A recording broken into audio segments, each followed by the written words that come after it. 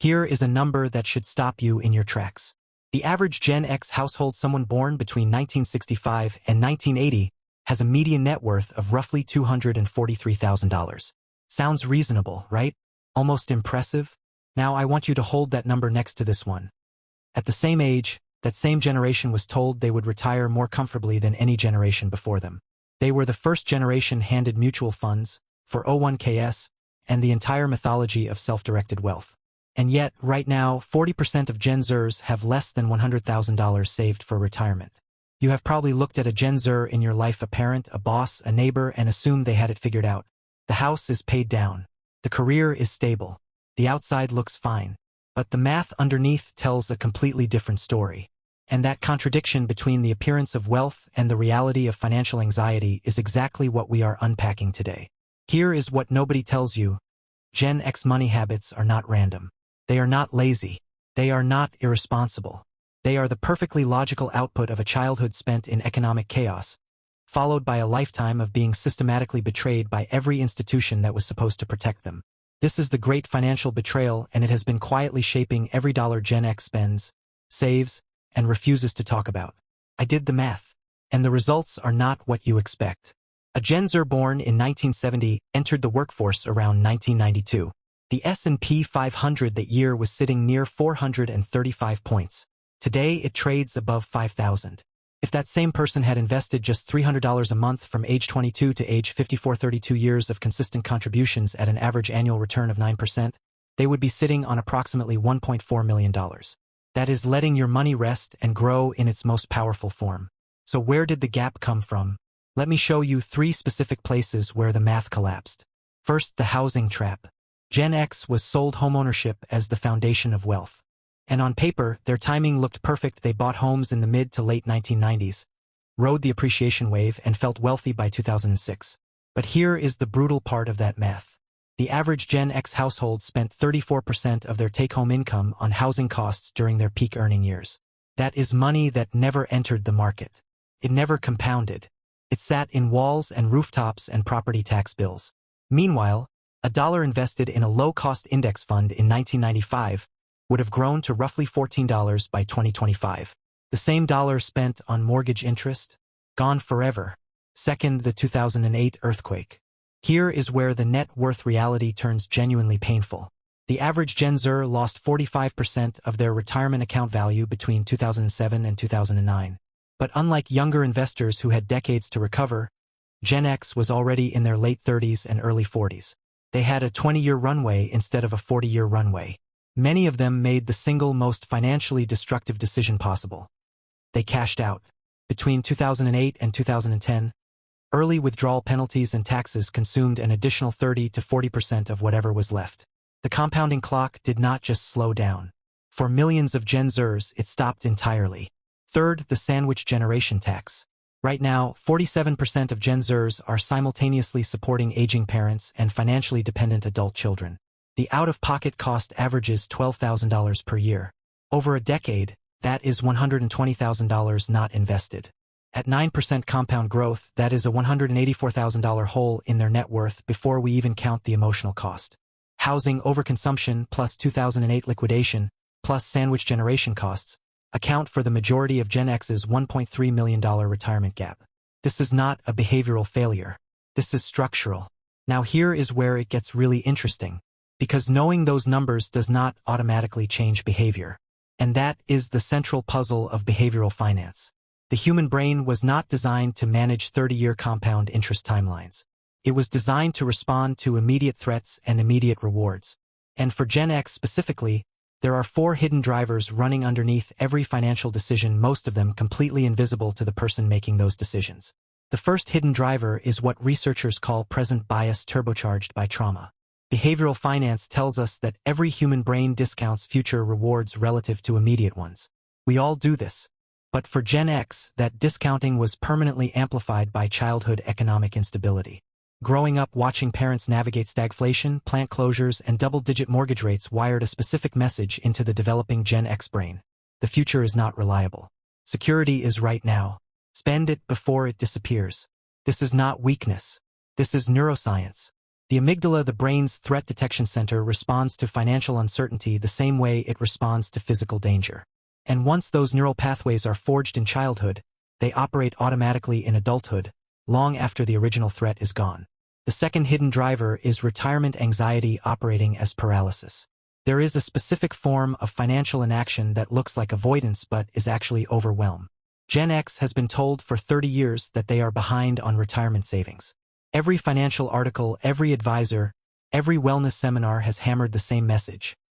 You are not doing enough. What behavioral finance consistently shows us is that persistent messages of deficit do not motivate action. They trigger shame, and shame triggers freeze. The brain protects itself by simply not opening the retirement account statement, not checking the balance, not engaging. Paralysis masquerades as laziness when it is actually a self-protective response to chronic financial stress. The third hidden driver is what I call the psychology of secret wealth.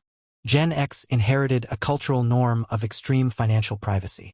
You did not discuss money at the dinner table. You did not tell the neighbors what you earned. You figured it out alone, in silence, with no benchmarks and no community. This isolation has had a compounding cost. Without visible financial models to compare themselves to, Gen Zers have consistently miscalibrated their own position, sometimes dramatically overestimating their security, sometimes dramatically underestimating it. The silence that felt like dignity has functioned as a financial blindfold. The fourth hidden driver is the permission paradox. Gen X is famously skeptical of authority. They watched institutions fail, corporations downsize them, pensions disappeared, the government could not protect their parents from recession.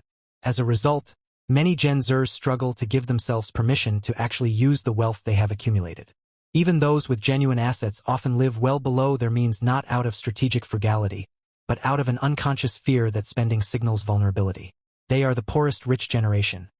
Asset-rich, permission-poor, and psychologically unable to bridge that gap. Gen X is not a monolith. And to really understand why their money habits are so distinct, we need to look at the specific historical film reel that played during their most financially formative years, roughly ages 8 to 18. The older edge of Gen X, born between 1965 and 1972, formed their money psychology watching the 1970s unfold in real time. Inflation that hit 14.8% in 1980. Gas lines. The collapse of the Rust Belt. Their parents' mortgages at 18%.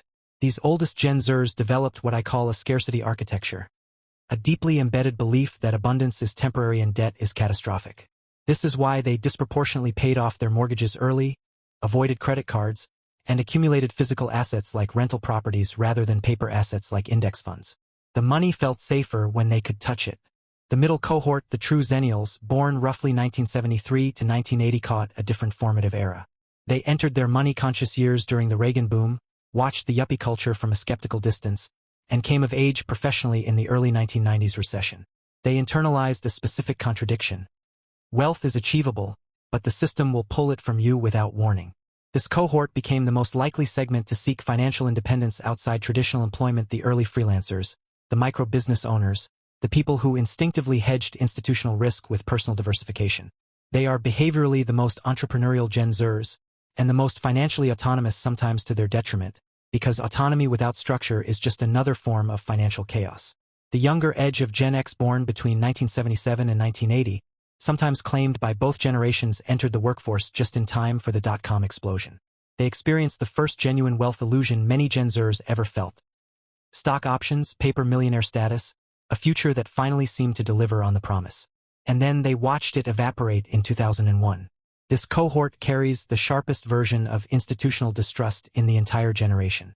They are statistically the most likely to hold cash reserves beyond any rational emergency fund, sometimes 2, 3, for years of living expenses sitting in low-yield accounts, not because they do not understand compound growth, but because the memory of watching wealth vanish overnight is neurologically stronger than any spreadsheet projection. Taken together, this generational arc explains something crucial. Gen X money habits are not a failure of financial literacy.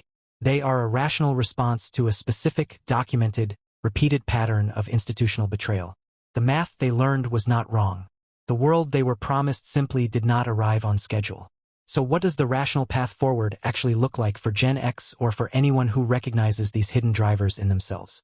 Step 1 is diagnostic honesty. Before you touch a single investment account, you need to identify which hidden driver is running your financial behavior. Is it present bias from early scarcity? Is it retirement anxiety expressed as avoidance? Is it the permission paradox keeping you asset-rich and lifestyle poor? You cannot optimize a system you have not diagnosed. Grab a notebook. Write down the last 3 significant financial decisions you made, not the ones you planned, the ones you actually executed. Then ask yourself, which hidden driver was steering? Step 2 is recalibrating the permission architecture. For Gen Zers who have spent 3 decades in accumulation mode, the most counterintuitive financial move available is learning to deploy capital intentionally. Letting your money rest and grow does not mean leaving it frozen in a savings account out of fear.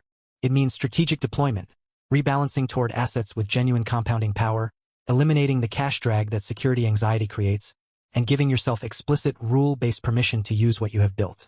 Step 3 is breaking the silence. The psychology of secret wealth has cost this generation more than any single market downturn.